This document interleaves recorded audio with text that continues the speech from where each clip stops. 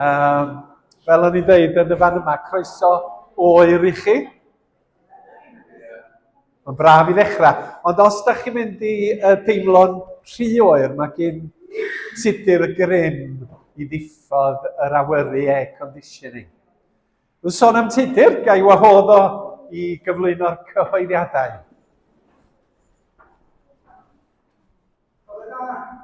Bore da.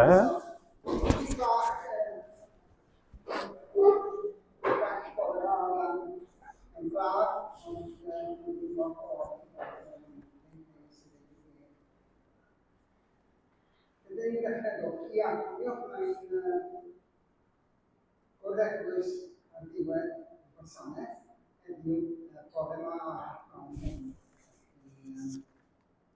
derbyn profiad yn dewis y lysyn i gobeithio ar gyfer y blwyddyn sydd i ddod wedyn. Gobeithio gawn ni, mae'n sôn bod e sydd ar y copi am blwyddyn diwethaf. O ran cyhoeddiadau o'n blaen wrth nesaf, mi fydd y gwrthweddi yn ei gwrdd yn mynd ar iwsio bore am saith y nos i ddathlu diwedd o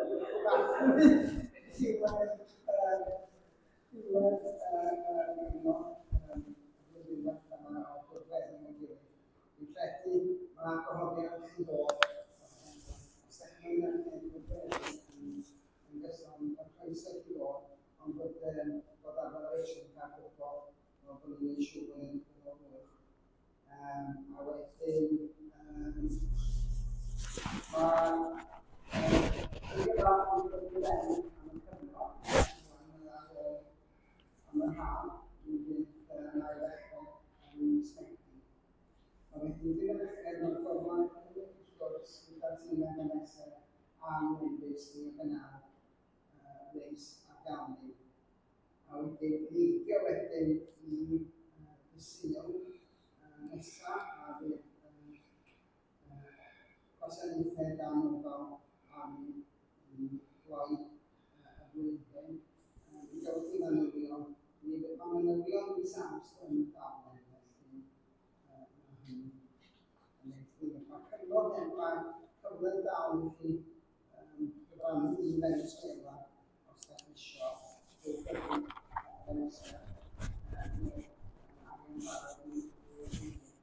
Ond mae'r eglwys wedi gael chi cyfrannu 400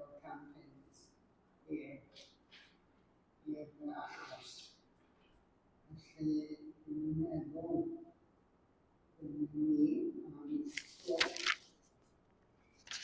Dwi'n credu bod ni'n meddwl sy'n sort of fi. O, falle o fan o'n gydag Effie Jones ar gael gradd NN Meistr mewn Engineering yn Brifysgol. Da iawn, diolch yn fawr i ti Tudur am cyhoeddiadau. Be am i ni ganu? Dewch chi ni ganu efo'n gilydd yn y gan gyntaf. Gewch chi eistedd ar gyfer y cyntaf a codi ar gyfer yr ail. A mae yr emyn yn sôn yn bod ni'n gallu tawelu yn yw. Beth bynnag sydd wedi bod yn digwydd yn eich bywyd chi, os da chi wedi bod dan y bwysau, os da chi'n deimlo pethau'n gwasgu arna chi, problemau, da ni dod at yn gilydd ac yn gosod yr arglwydd Iesu yn y canol. Ac wrth wneud hynny, da ni'n gallu profi tangnefedd. Felly, dewch i ni ganu bydd yn dawel yn dy Dduw, ymlonydda ynddo ef.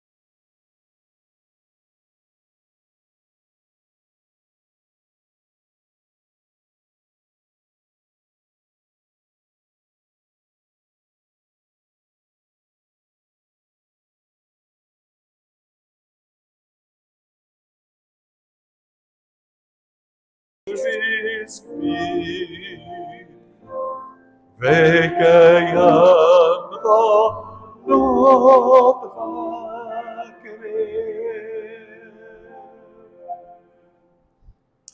Y gair allweddol bore yma ydy'r gair noddfa.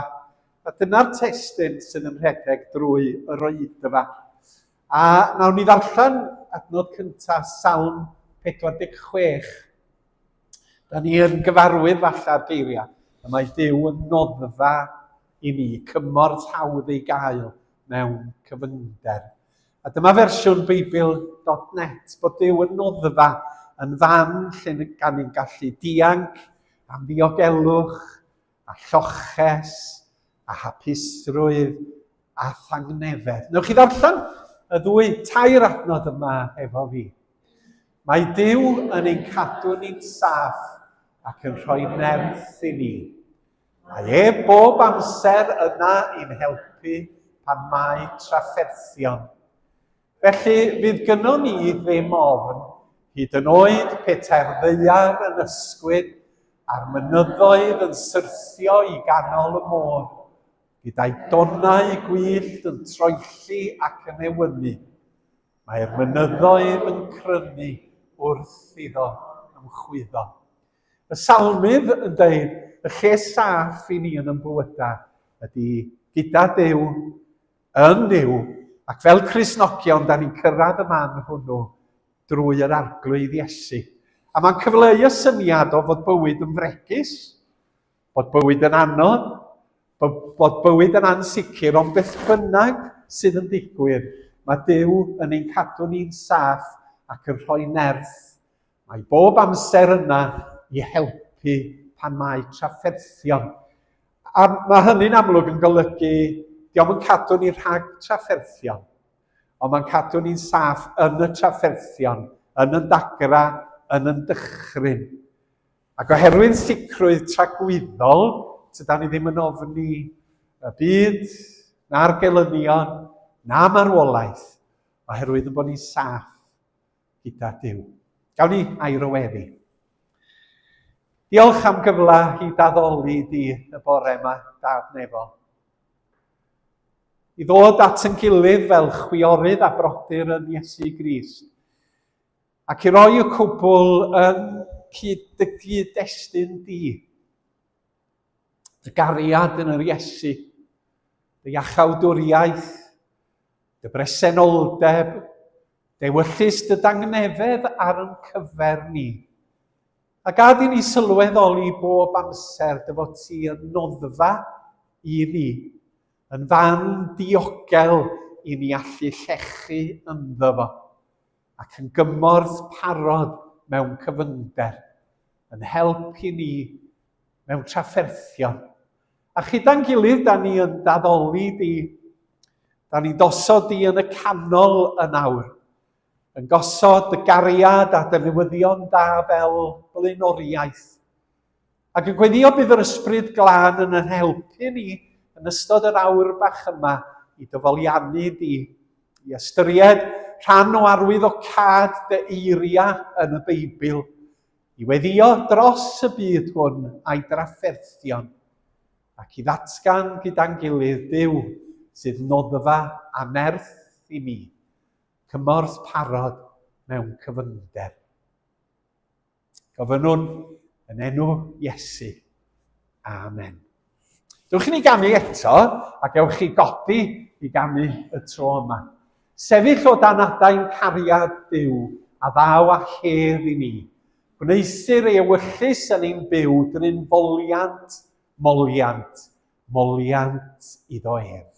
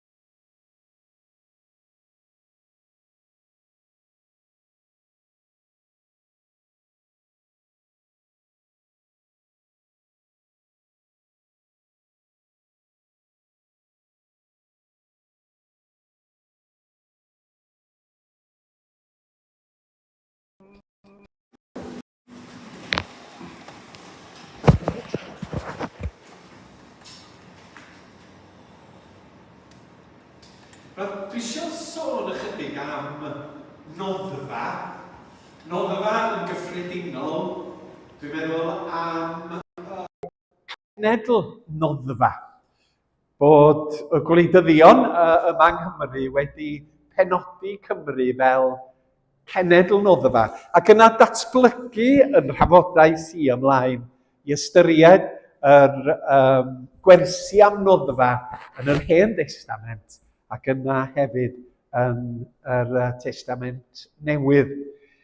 Rheswm dwi'n codi hyn ydy oherwydd bythefnos yn ôl mi oedd yna drafodaeth yn y Senedd a chynnig wedi cael ei gyflwyno gan Reform UK i gael gwarad ar polisi bod Cymru yn genedl noddfa i ffoaduriaid ac ymgeiswyr lloches.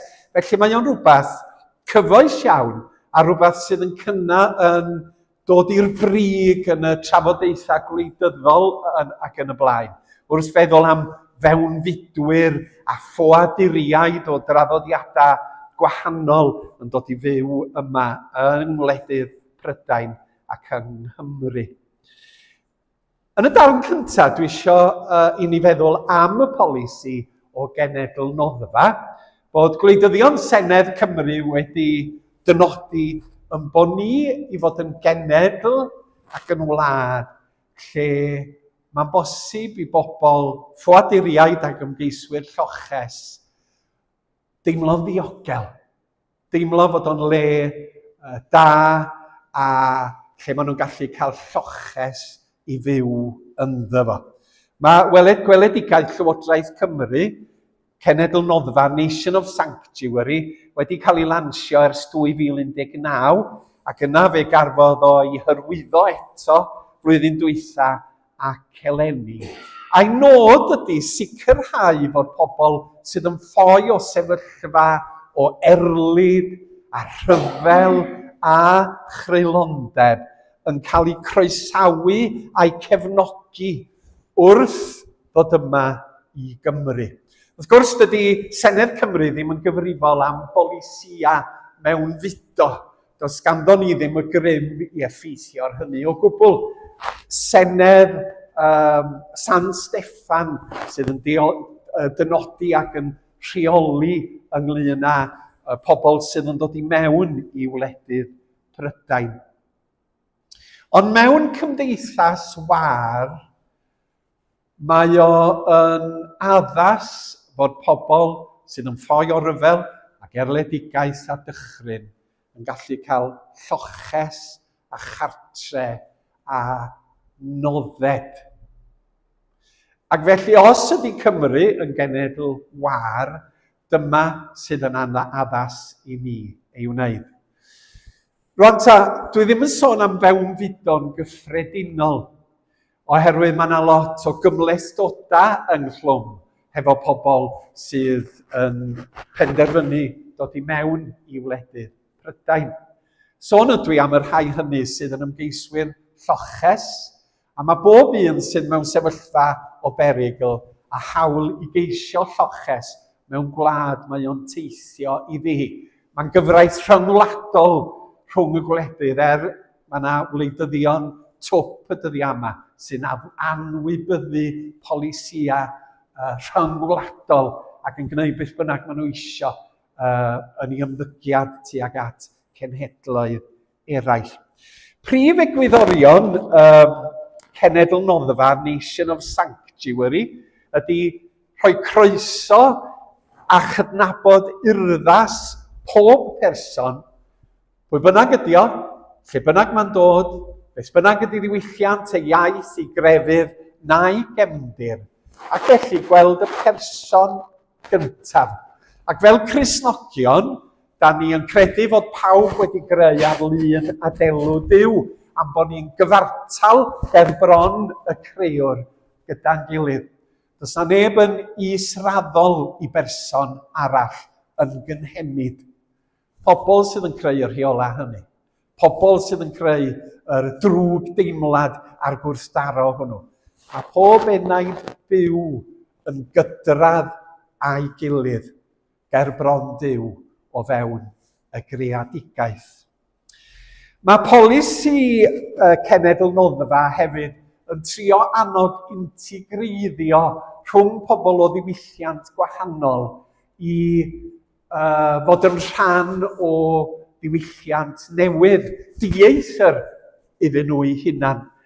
Helpu pobl i ddysgu iaith, Cymraeg, Saesneg, fel i bod nhw'n gallu integreiddio, deall y gymdeithas, cael gwersi ynglyn â sut bobl ydy pobl Cymru yma. Ond maen nhw'n cael gwersi mwyn dysgu dipyn o'n hanes a'n cefndir a'n diwylliant ni.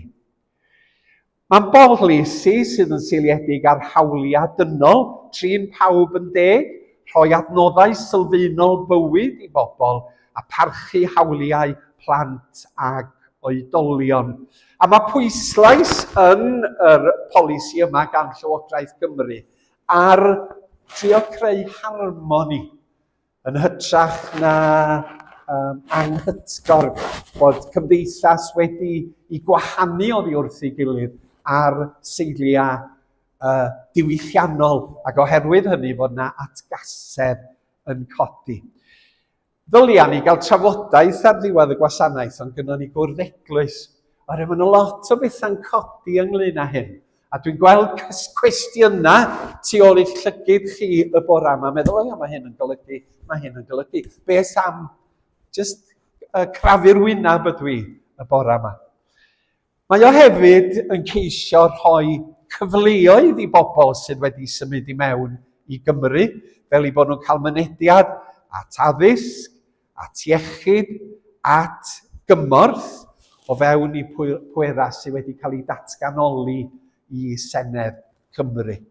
Ac yna, o fewn i Gymru, mae yna gydweithio rhwng partneriaid, cynghorau lleol, gwasanaethu cyhoeddus, elusennau i geisio pobl sy'n ceisio noddfa.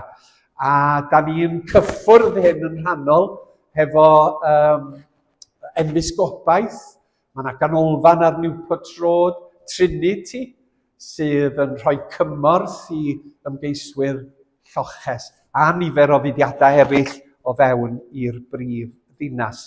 Ac i mi mae'n beth da yr polisi yma, oherwydd i fod o'n dangos croeso i bobl sydd wedi gadael sefyllfaoedd o ryfel ac erledigaeth mwyn chwilio am loches a diogelwch.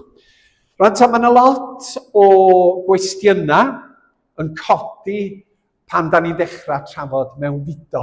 A mae'n un o'r pethau sydd ar frig gwleidyddiaeth ar hyn o bryd yn dydi. A mae'r rhai sydd o bwyslais gwleidyddol arbennig asgell dde yn defnyddio mewn fudo a gwahaniaeth diwylliannol a chrefydd fel ffordd i greu atgasedd a chasineb tuag at bobl sydd yn wahanol i ni. Dwi rioed wedi dallt yn union beth ydy'r ni yma, a'i pobl wyn, a'i pobl o ddiwylliant gorllewinol, be ydy'r diffiniad o ddiwylliant gorllewinol erbyn hyn. A mae'n amlwg fod pobl yn gweld mewn fudo fel bygythiad i ddiwylliant gwledydd Prydain, beth bynnag ydy hwnnw, bod diffyg integreiddio yn peri o ofn a drwg deimlad, a da ni wedi gweld ymateb gwrth Islamaidd wrth i wrthdystwyr yn ystod y misoedd dwytha, wneud rhywbeth rhyfedd, sef cario croesau mewn protestiadau. Nid oherwydd i bod nhw'n Gristnogion, nid oherwydd bod nhw'n credu yn Iesu Grist, ond oherwydd i bod nhw eisiau sefyll yn erbyn y grefydd Islam. A bod nhw'n gweld Cristnogaeth nid fel ffydd sydd yn ei achub nhw ac yn ei gwneud nhw'n debyg i Iesu Grist, ond fel arf i sefyll yn erbyn Islam.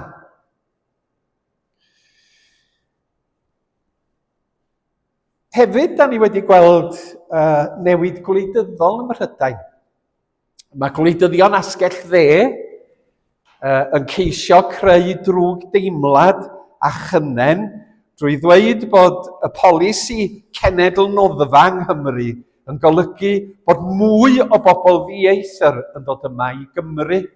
Ac oedd Dan arweinydd Reform UK yn y Senedd yn cyflwyno'r polisi yma yn dweud bod pobl yn llifo wrth y degau o filoedd yma i Gymru oherwydd y polisi cenedl noddfa. Wrth gwrs, mae gwleidyddion yn defnyddio'r pethau yma bydd i melyn i hunan. A mae rhaid ni fod yn ymwybodol fod na gefndir i'r agweddau asgell dde yma, ddoi at hynny yn y munud. Ond os da chi'n edrych ar ystadegau Cymru, o dan y polisi cenedl noddfa, ychydig dros 2,000 o ymgeiswyr lloches sydd yma yng Nghymru, a chanran uchel ohonyn nhw o Ukraine, ni bod hynny'n gwneud unrhyw wahaniaeth o gwbl, ond mae gwleidyddion asgell dde yn creu ofn ac yn camddefnyddio ystadegau mwyn yn twyllo ni. A da ni ddim yn ddiniwad, da ni'n mynd bobl dwp. A mae rhaid i ni ddeall fod hyn yn digwydd. Mae rhai gwleidyddion am greu gelynion o rhywbeth neu o rywun, oherwydd i fod o yn handi iawn yn wleidyddol. Gwneud gelynion o bobl sydd yn wahanol i ni. Peidiwch trystio ar hynna. Maen nhw'n wahanol i ni. Peidiwch trystio ar hynna. Maen nhw'n liw gwahanol i ni. Peidiwch trystio ar hynna. Maen nhw o grefydd gwahanol i ni. Na. Mae rhaid i ni casau. Mae rhaid i ni fod yn amheus.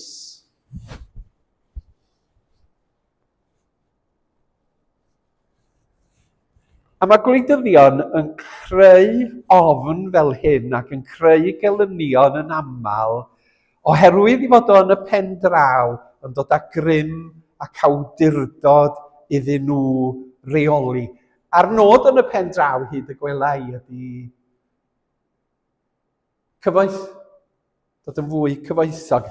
Mewn gwirionedd, mae rhaid i chi hyrwyddo'r egwyddor fod ganddo ni elynion sydd yn bwriadu ymosod arna ni a'n concro ni, gelynion sydd yn casau ni mwyn cyfiawnhau gwariant mawr ar arfau, a tablegrau, a drones, a technoleg rhyfel. Os nad oes ganddo chi elynion, sy'n rhaid chi wario cymaint. Felly mae gwleidyddion yn dweud, mae rhaid i ni wneud siŵr fod poblogaeth Prydain a Chymru yn gwybod bod Tsiena'n yn casau ni, bod Rwsia'n yn casau ni, a bod nhw am yn cael ni ac am yn concro ni. Ac yna mi gawn ni wario ar dechnoleg arfau a bomiau ac yn y blaen. Ond pwy sy'n elwa o ryfel? Pwy sy'n gwneud arian mawr? Cwmnïau technegol byd eang. Pobl sydd yn berchen ar gwmnïau arfau. Mae'r rhyfel Iran a Gaza, mae'r rhyfel Ukraine, Rwsia, yn golygu fod yna bobl yn gwneud arian aruthrol allan o fod dynion a merched diniwed yn cael ei aberthu ar allor gwleidyddiaeth bobl. Da ni'n mynd dwp. Da ni'n mynd dwp. Da ni'n gwybod bod y pethau hyn yn digwydd. A mae angen i ni fel Cristnogion i fod yn ymwybodol y tu ôl i'r ffeithiau ar ystadegau a'r wybodaeth sydd yn cael ei cyflwyno i ni, mae yna bwera eraill ar waith sydd yn manteisio ar pa mor frau ydy dynoliaeth. Mae gair Duw yn rhoi arweiniad i ni ynglyn â phethau fel hyn. Di Cristnogaeth byth yn seiliedig ar gasineb, drwg deimlad, gwrthdaro, da ni'n gwybod hynny ac yn gweld hynny'n glir, ond hefyd mae'n rhoi arweiniad sut da ni fod i drin estroniaid, pobl ddiarth sydd yn dod i'n plith. Mae Duw yn gorchymyn, oedd yn gorchymyn Israel, sgynna'i'r adnod hon, tydyr? Nes ymlaen, nesa. O ia. Dyma Duw yn deud wrth Israel, paid â gwneud cam ar estron pobl ddiad sydd yn dod. Na i gorthrymu, oherwydd estroniaid fuoch chi yn wlad yr aif. Gorchymyn Duw i bobl Israel, i'w bobl. A mae gweld ymddygiad Israel, mae rhaid bod nhw'n mynd allan yr Hen Testament, da chi bod.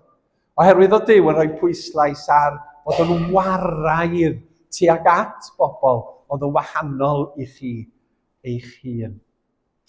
Dwi am adael hwnna, ddwn ni nôl at ail ran yn y munud. Ond da ni am weddio. Cyn i ni wneud hynny, gai sôn am un y ddau o Bethan fama. Da ni oedd Lisa Rosser wedi cael triniaeth yn ystod yr wythnos. Oedd hi mewn dros nos yn ysbyty'r Hyth. Ond mae'r triniaeth wedi bod yn llwyddiannus, a dwi'n credu bod hi bellach gartre ar ôl y driniaeth honno. Cynan llwyd wedi rhwygo tendon patella yn ei ben glin yn chwarae pêl-droed dy Sul dwytha. Cradur, ond oedd o mewn poen dirfawr, a mae'n mynd i gymryd misoedd i'r goes ddod ati hi ei hun. Ac yna, da ni'n isio dymuno penblwydd hapus i Joy. Mae Joy yn cyrraedd carreg milltir go arbennig yn ystod yr wythnos nesaf, a da ni'n ei llongyfarchu ac yn dymuno'n dda. Mae'n ymuno hefo criw dethol o aelodau sydd wedi cael eu penblwyddi yn ddiweddar. Mwynha y dathlu beth bynnag da chi'n mynd i wneud. Ac os na rhywun arall yn cael ei penblwydd mis Gorffennaf Awst.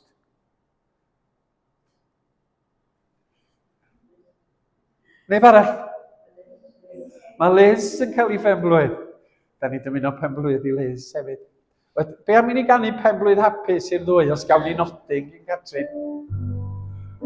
Penblwydd hapus i chi, penblwydd hapus i chi, penblwydd hapus i Joy a Liz. Penblwydd hapus i chi. Hefyd? Hefyd? Hefyd? Dyna fo, diolch Catrin, ardderchog. Na ni weddio, os na rhywbeth penodol da ni'n meddwl amdano fo wrth weddio bore yma?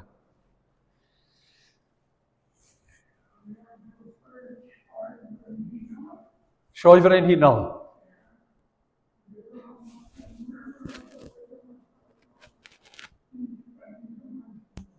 Diolch i chi, Malcolm. Mae'r sioe yn ystod yr wythnos hon, yn dydi?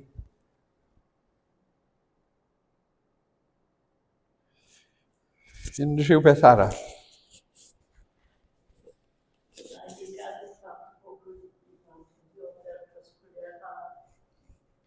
Diolch Erwys, plant a phobl ifanc yn ystod yr haf rwan. Dewch i ni gydweddio.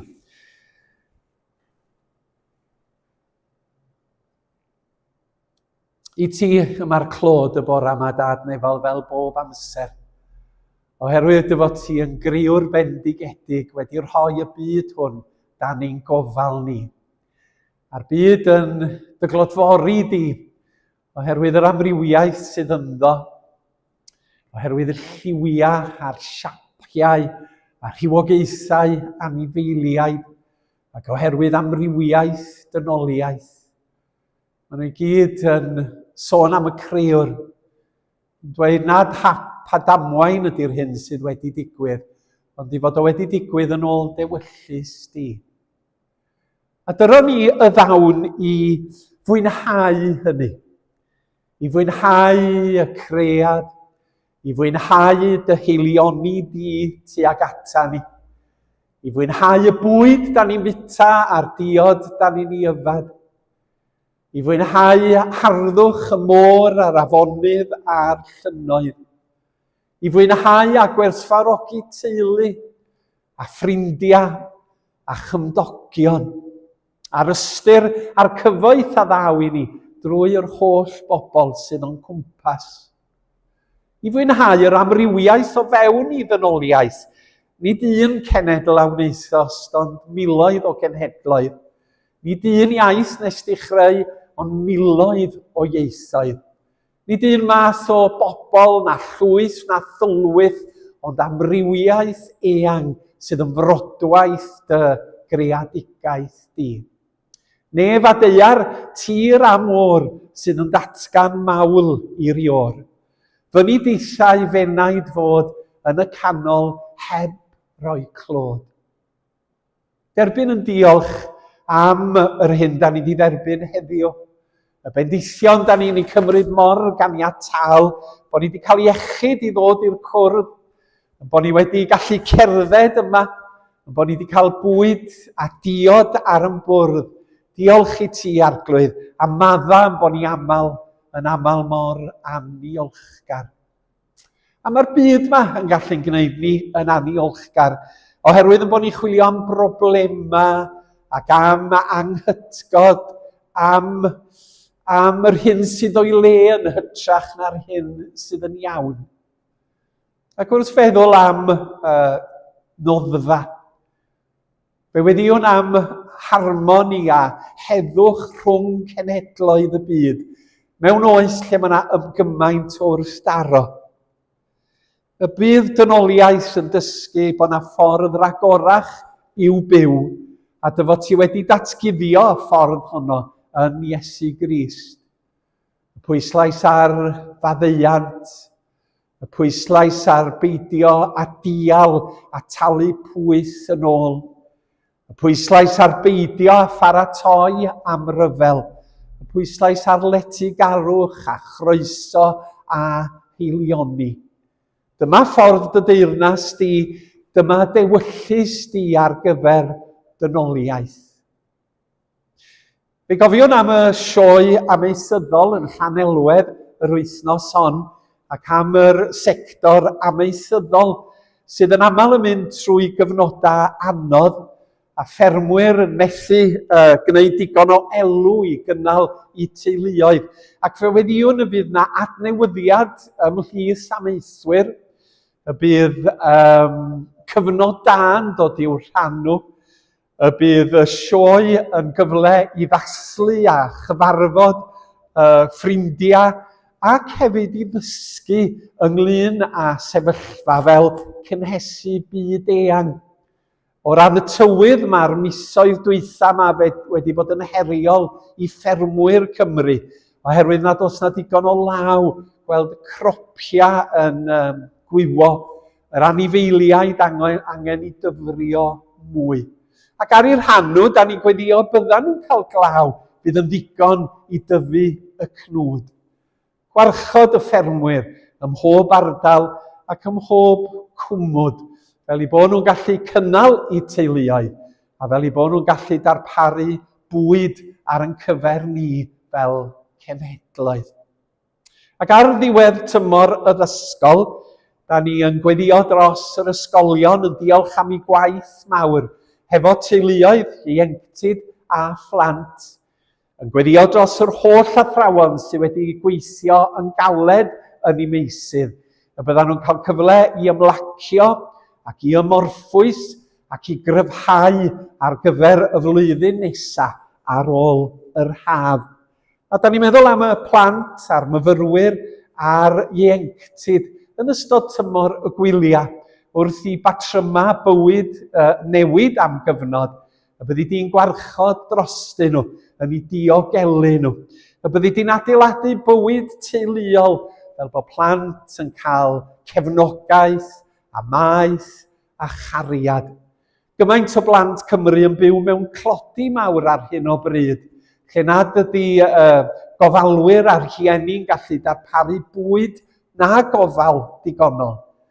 Da ni'n gweddi am newid gwleidyddol yn y fan yma, lle bydd pob teulu yn gallu cael digon ac yn gallu cael diogelwch. Diolch am fore Sul, diolch am gyfle I addoliad, a diolch am Iesu Grist yn harglwydd a'n gwaredwr. Gofynnwn hyn yn ei enw ef. Amen. Mi ganwn ni yr emyn yma fy Iesu ngwaredwr arglwydd, does neb fel ti yn deilwng yn wir o molian ti.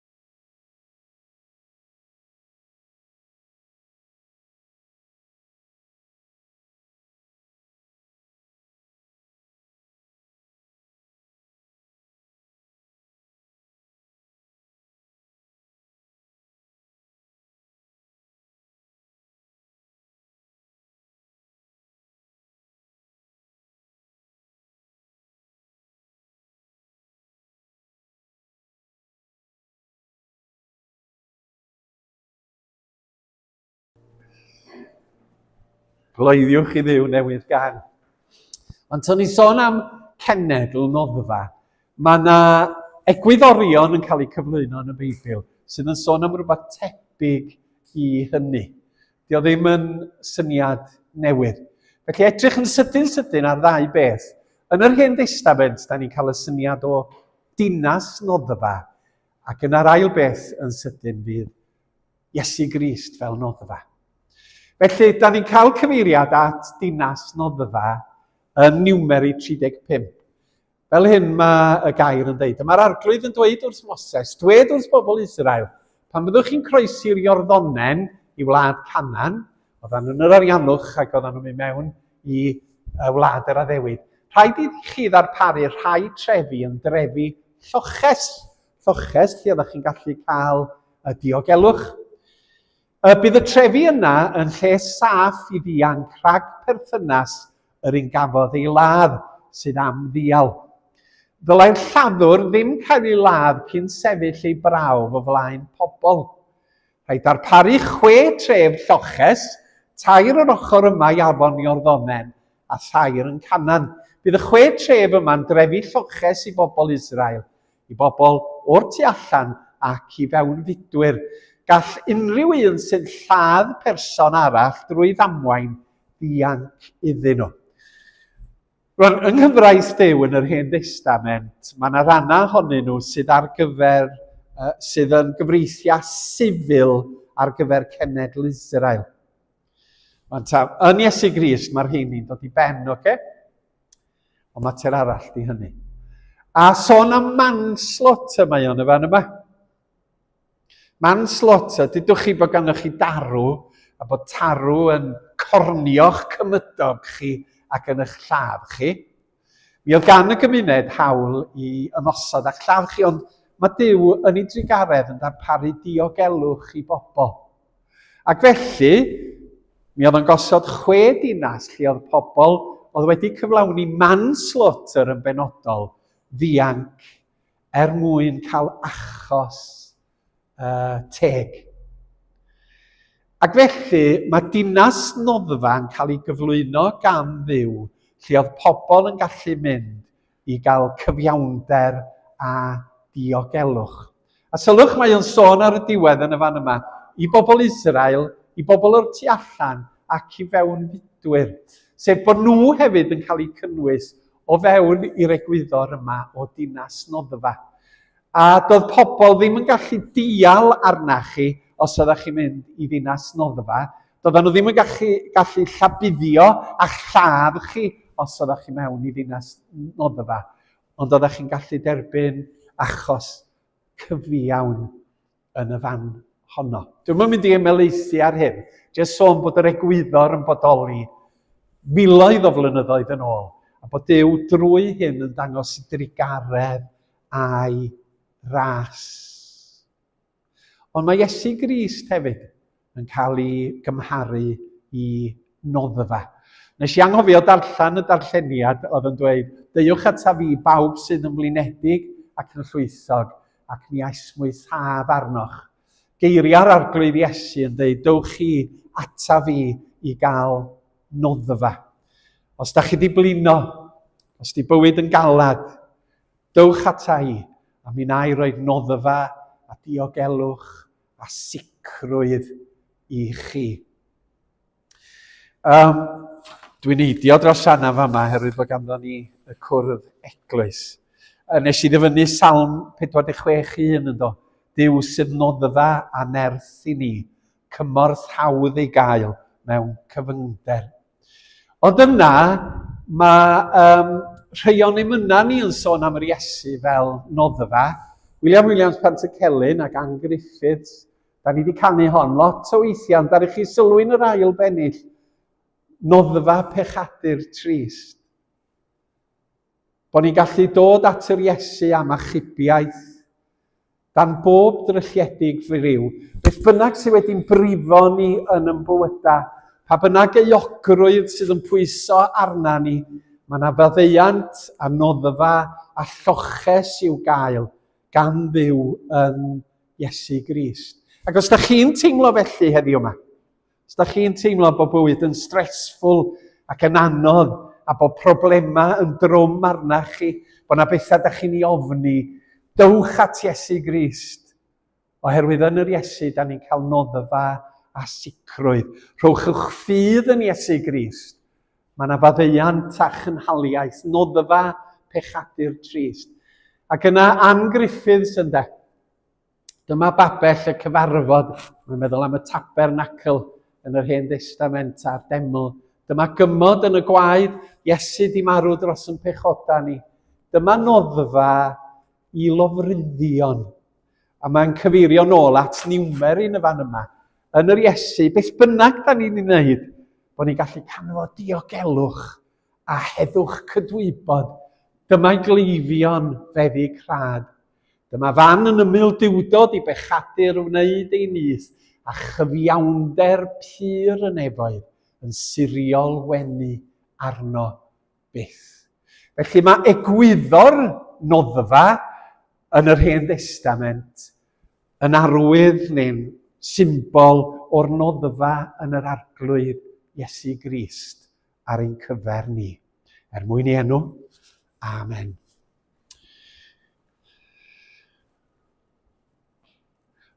Ganwn ni un pennill o hwn, a wedyn awn ni mlaen at yr cwrdd eglwys. O Dduw ein craig a noddfa, rho nawdd i'r gwan a'r clawd, mwyn danwyl Iesu a nwyd i ni brawd. A'r geiriau yn y pennill cyntaf sydd yn dilyn.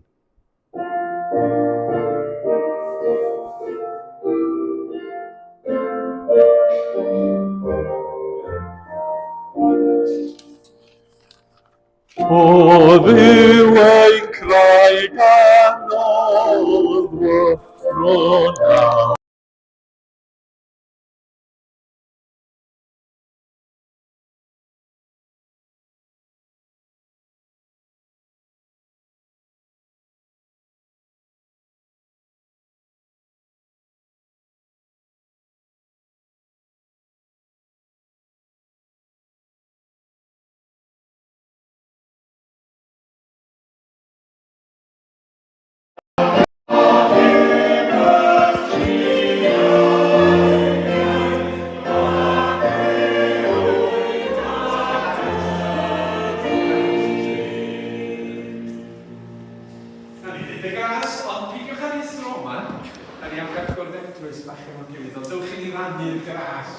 Gras sy'n rannu'r